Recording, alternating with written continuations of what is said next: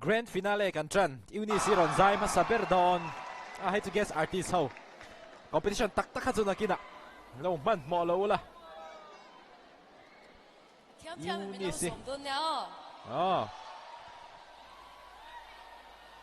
vậy là hanin Uni si hiện in Instagram à amale chaki bat halak na post dun ngay mo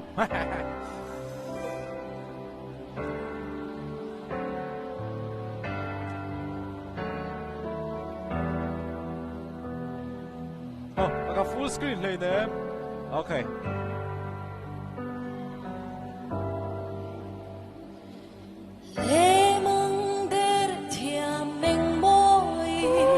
Anh nal về. Anh nal.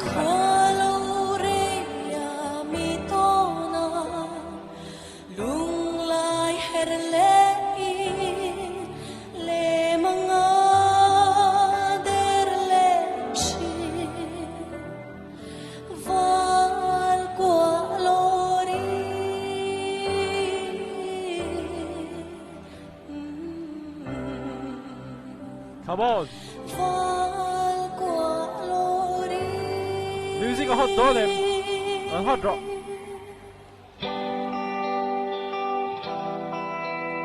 Okay.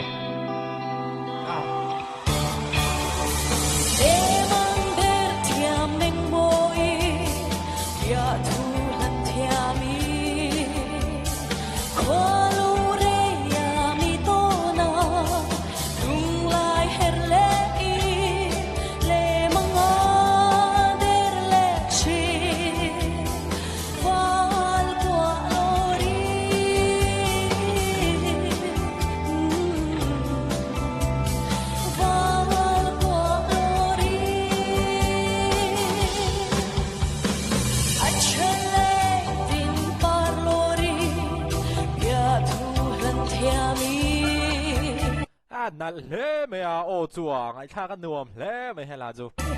ka mangai persetia tham nal ve lung lai her ve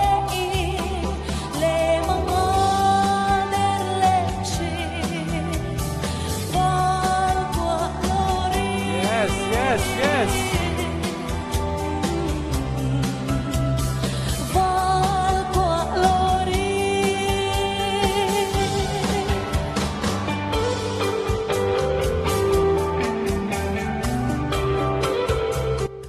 performance ron bon sau khop mai Uni si po ni tam tak no het station ron chuk kha voi khat mu le na ning ka ria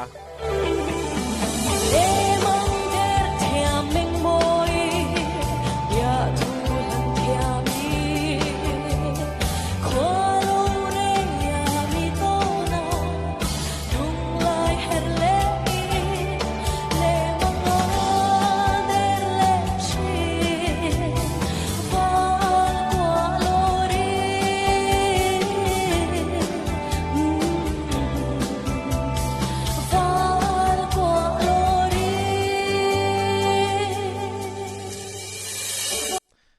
Miss Berli te pon lo en hi en tun vat tam va